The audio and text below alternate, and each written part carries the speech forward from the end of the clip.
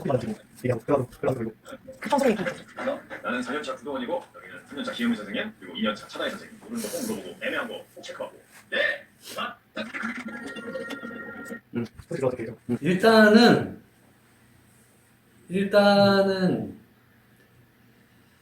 저 때는 분위기가 지금은 모르겠어요. 지금은 저런 분위기일 수도 있을 것 같아요. 왜냐하면 워낙 산부인과, 우리가 이제 주요과라고 하는 과가 있어요. 네. 메이저과라고 해서 의사 생활을 하면서 이제 가장 주요한 과인 거죠. 외과, 내과, 소아과, 산부인과. 요걸 이제 메이저과라고 해요. 주인공들. 네. 그다음 뭐 정형외과, 뭐 이런 것들을 그 외과들, 이제 마이너과, 작은 것들인데, 그러니까 우리나라는 다 알다시피 지금 뭐 의료 분쟁 터지고 뭐 저수가, 저출산 뭐 이렇게 되면서 오래됐어요. 저 때도 사실은 산부인과를 지원하는 인턴들도 없었고, 외과도 정말 안 갔고, 소아과는 더 안 갔고, 흉부외과는 메이저과는 아니지만, 어쨌든 내외산소라는 이 메이저과를 가는 사람들이 없었으니까, 이제 신대기 여기 뭐 드라마 보면은 1년차 선생님들이 꽉 차서 들어왔잖아요. 네.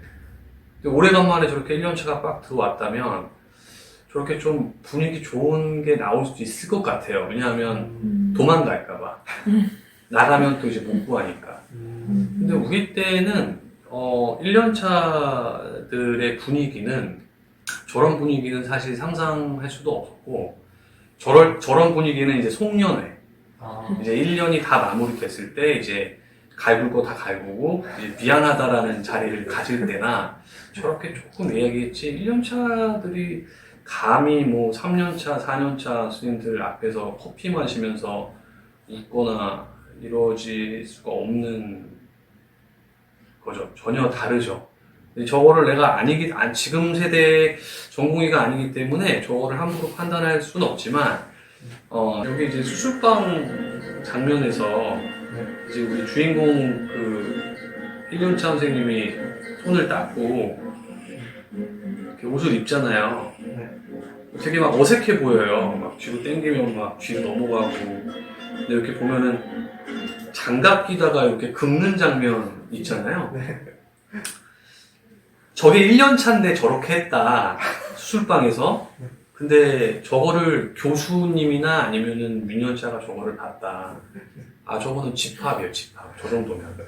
저거는 1년차는 말이 안 되는 행동을 한 거고, 처음을 했다면 상관없지만, 우리가 이미 전공의 1년차 전에 인턴이라는 수련기간을 갔거든요. 인턴 수련기간에 모든 과를 대부분 다 들어가요. 수술방도 다 들어가요. 이미 너무 익숙해요. 그때부터 이미. 장갑을 끼고 이거를 만지면 안 된다라는 거는 이미 다 알고 들어가는 거예요, 1년차 때. 저런 실수는 보통 인턴 선생님들이 할 수 있지만, 저는 전공이 4년 동안 인턴 선생님이 저런 실수를 한 것도 한 번도 본 적은 없어요. 그래서 너무 약간 좀 유머러스하게 하려고 한 게 아닐까라고 하는 것도 좀 보이고, 이렇게 보니까 막 교수님이 너 산부인과 뭐 자기 과로 들어와라 했는데 뭐 아니요라는 식으로 얘기를 하는 장면도 있던데, 얼굴도 잘 못 쳐다봐요.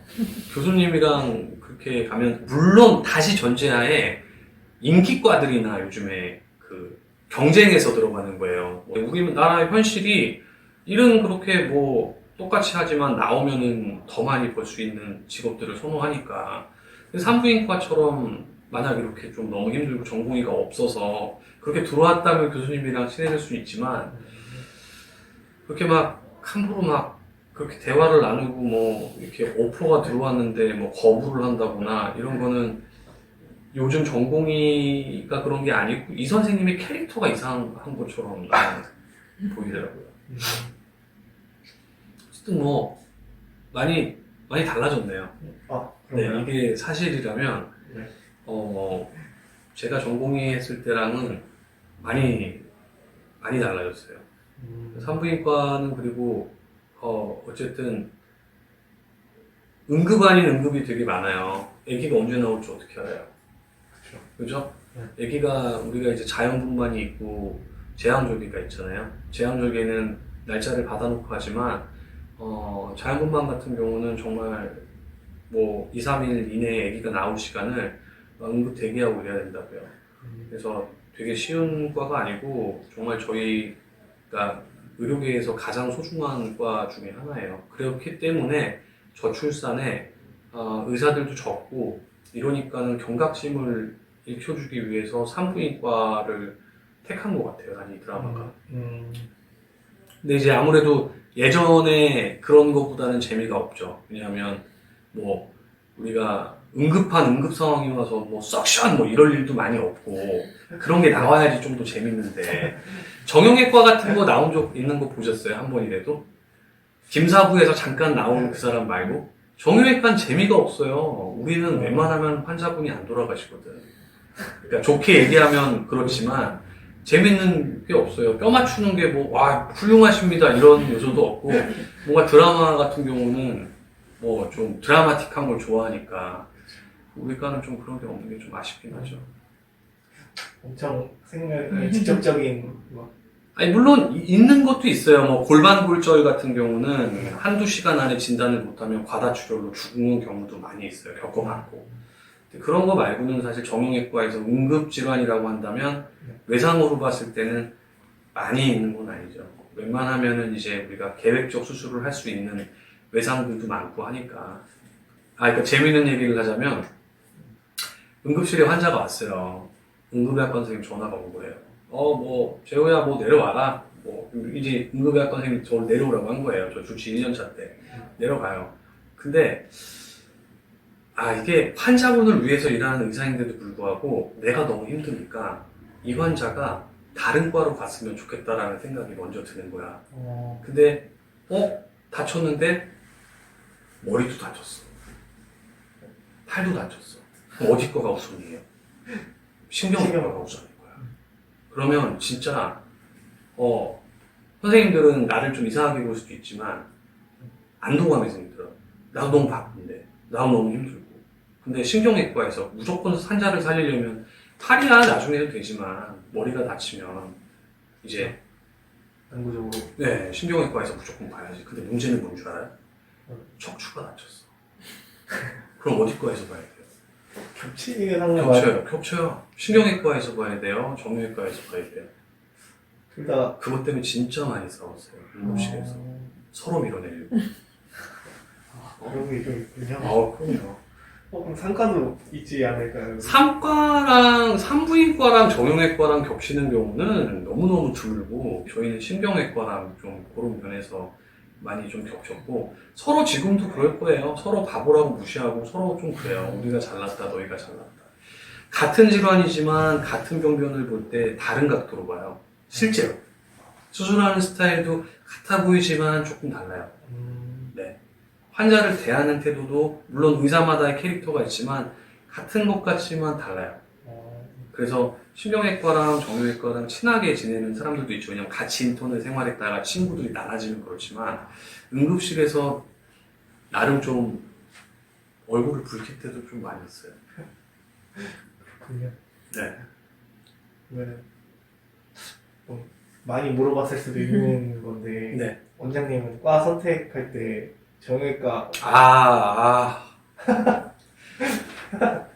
저는 원래 내과나 응급의학과를 가고 싶어 했어요. 네. 이유가 있으신가요, 그거는? 솔직히 제가 정형외과 의사 하면서 진료를 보고 있지만 나는 솔직히 정형외과 의사를 의사라고 생각해 본 적이 없어. 솔직히. 왜냐하면은 정형외과는 아까도 말했지만 매력이 있는 과긴 한데 매력이 있진 않아요. 그러니까 뭔가 드라마틱한 게 없어.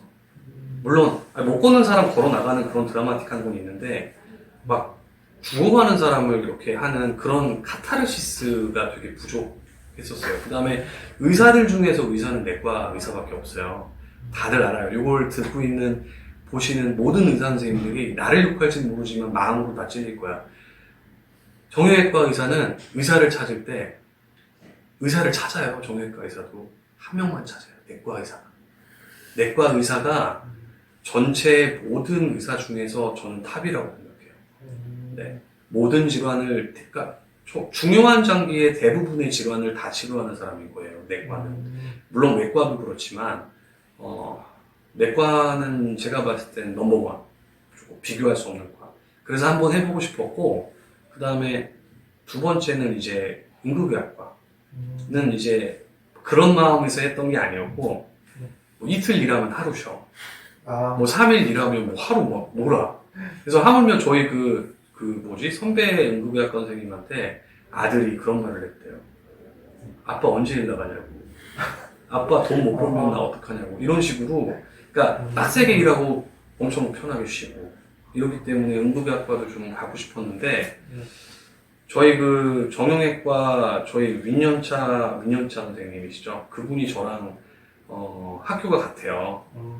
갔는데 우연찮게 그분이 계시더라고요. 근데 그분이 저를 또 엄청 이뻐해 주셨고, 정형외과 와라.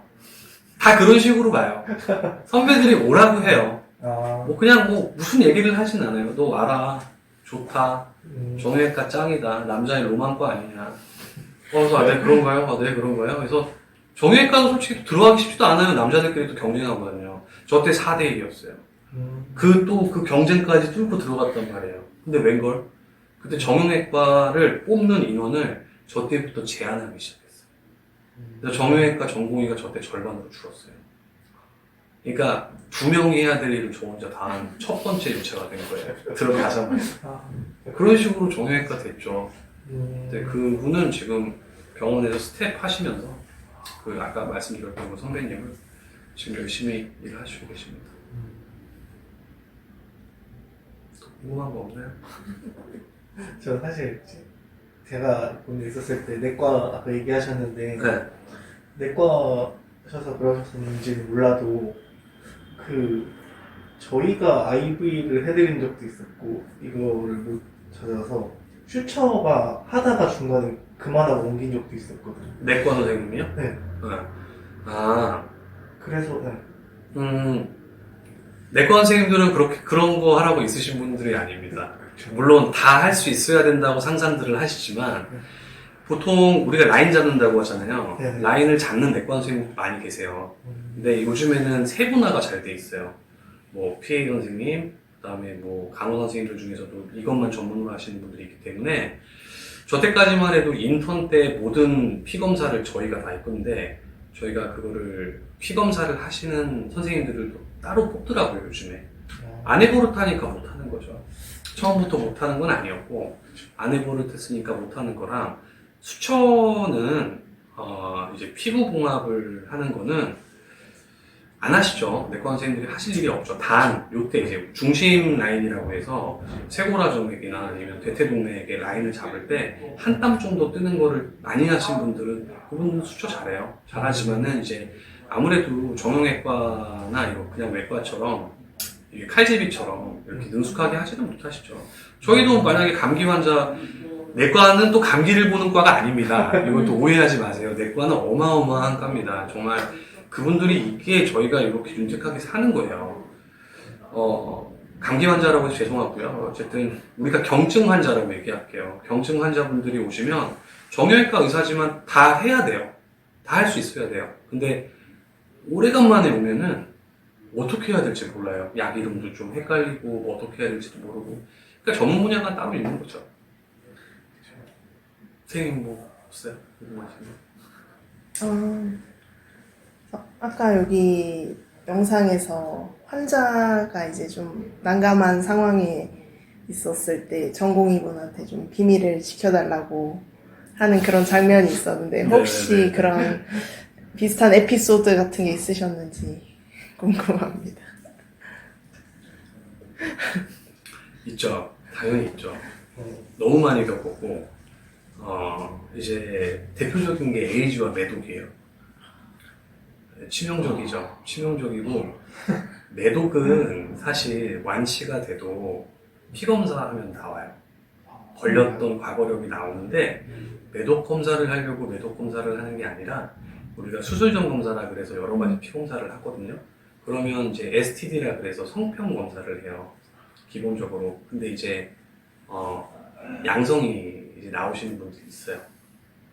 그러면은 이제 환자분들이 그거를 이제 있으신 분이 제가 그냥 굳이 가서 물론 남자인지 여자인지 특정할 수는 없어요. 그런 분이 있다고 하면은 이게 검사를 해서 이게 물론 그게 그냥 양성이 아니라 활동성 양성이라면 얘기해 줘야죠. 그거는 그분한테.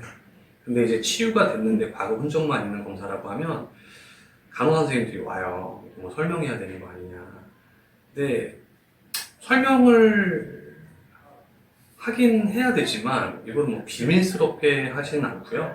그래서 저 같은 경우는 둘만 있을 때 그때 이런 게 있었는데 아시고 계셨나요? 라고 하는 정도만 물어봐요. 물론 그거를 원장님 제가 이런 적이 있었는데 저 비밀 좀 지켜주시면 안 되겠습니까? 라고 하는 거는 매독은 아니고 에이징은 있었어요. 에이징은 있었는데 알고 있었던 사람도 있었고 저를 통해서 처음 알게 된 사람도 있었어요. 네, 근데 이제 그런 비밀을 해달라고 하면 의사는 환자의 검사 결과를 누구한테도 발설을 하면 안 돼요. 누구한테도요. 예를 들어서 경찰이 왔어요. 선생님 의무기록지를 달라고 해요. 주면 안 됩니다. 목에 칼이 들어와도 지켜내야 되는 게 개인정보예요. 그래서 이 에이즈 같은 질환이 있으신 분들은 약간 어떻게 보면은 인식들이 아직까지도 좋아졌다고 한들 사회적으로 약간 매장되는 분위기잖아요. 근데 중요한 거는 그분이 문란한 성생활로 걸렸는지 아니면 정말 말 그대로 수혈하다가 재수없게 걸렸는 건지 아니면 수직 감염인 건지 감염의 경로는 여러 가지가 있거든요. 아무도 알 수 없어요. 근데 단지 결과 하나만으로도 그 사람이 그냥 좀 난잡한 사람? 이렇게 찍히게 되는 이런 사회 환경이 너무 안타깝지만 보게 되면은 의사도 여러 가지 반응이 있지만 저 같은 경우는 일단 환자분한테 개인적으로 설명을 해드리고 그 다음에 아시고 계셨던 분이 저한테 비밀 유지를 해달라고 한다면 저는 비밀 유지를 해드립니다. 대신에 이제 만약에 와이프분도 모르고 있었냐 그런 사람까지 못 봤어요. 알고는 있어요 다. 와이프분도 알고 있고 근데 결혼 생활을 하고 있는데 에이즈라는 거를 와이프분한테까지 비밀로 해달라? 그거는 좀 고민해 봐야 될 문제죠. 왜냐하면 제가 방치하면 이분도 걸릴 수 있는 거니까. 다행히 아직 그런 고민할 경우까지 간 적은 없었던 것 같아요. 그리고 90세 넘은 할머니가 있었어요. 고관절 골절로 인공관절이 필요했던 할머니였는데 이거 정말 우픈 얘기였어요. 그때 코로나 때였어요. 네. 혈액가 우리가 피를 구해야 된다고요. 고관절 수술을 할 때 피가 많이 나요. 그래서 수혈을 해야 될 경우가 많아서 피를 가지고 와야 되는데 할머니가 제 기억에 B형이었을 거예요. B형이었는데 할아버지 혈액형도 B형인가 그랬어요. 할아버지 혈액형도 B형이고 할머니 혈액형도 B형이었는데 피를 구해야 되는데 누구한테 구하는 게 제일 빠르겠어요? 자식? 손자나 아니면 아들 딸들이나 그래서 이거 와가지고 내가 뽑겠다 해가지고 했어요. 근데 둘째 딸이 A형이었어요. A형. 다른 방법으로 혹시 아니요. 가능성이 있나요? 아니요. 그래서 그런 별의별 생각이 다 들었어요. 왜 이분이 A형이지? 근데 그거를 그 따님한테 얘기를 할 수 없는 거야. 할머니랑 할아버지는 B형인데 왜 A형이세요? 라고 할 수는 없는 거야. 근데 재밌는 거는 자기네 아버지의 혈액형이 A형인 줄 알고 있었던 것 같았었어요. 아마 그분이. 그럴 리가 없는데요? 라고 한 것도 아니고 그러니까 그런 분위기였어. 그래서 내가 수술 끝나고 할머니한테 물어봤어. 둘째 따님이 혈액형이 A형이던데 어떻게 된 거예요? 그러니까 그때 말씀하시더라고. 그분이 어쨌든 위탁해가지고 데리고 왔던 딸이었어요. 옛날에 애기 막 놓고 가고 이랬잖아요. 그래서 그거 비밀로 해달라고 하시더라고요. 그래서 그거는 비밀을 끝까지 지켰습니다.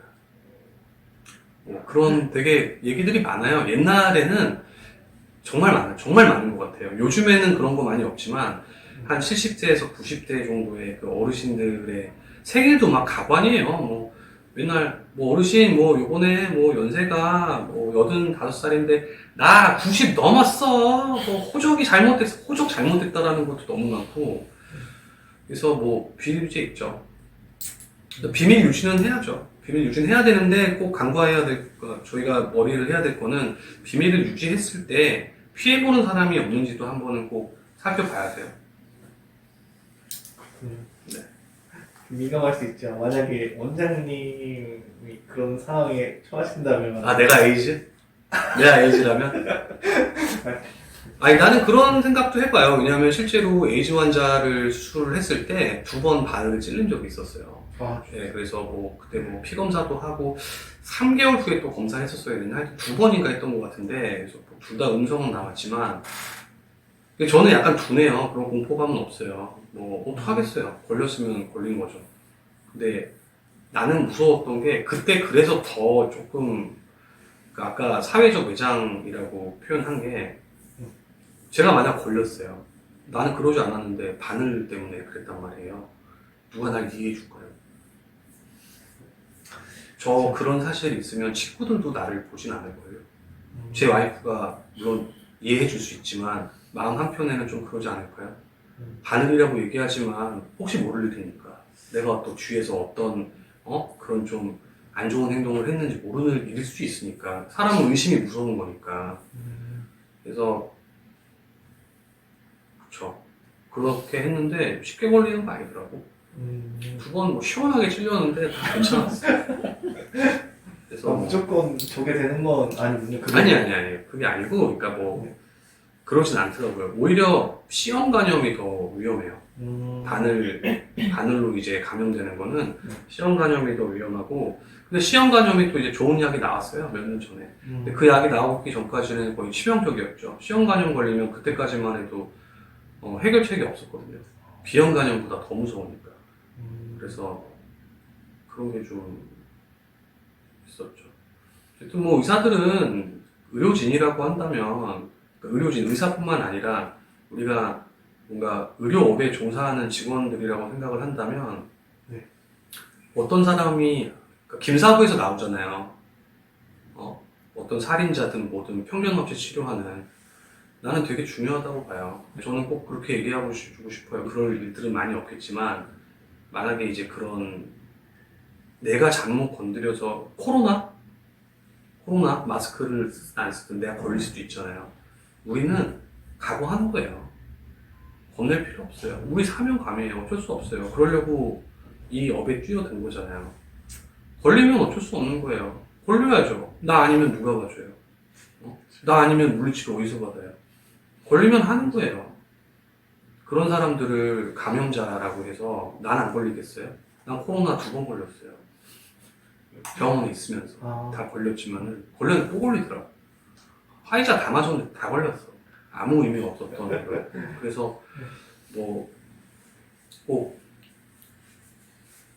편견 없이 우리 많은 편견 없이 환자들을 좀 봤으면 좋겠어요. 쉽진 않겠죠. 좋은 말씀 감사합니다. 별 말씀을요. 알겠습니다.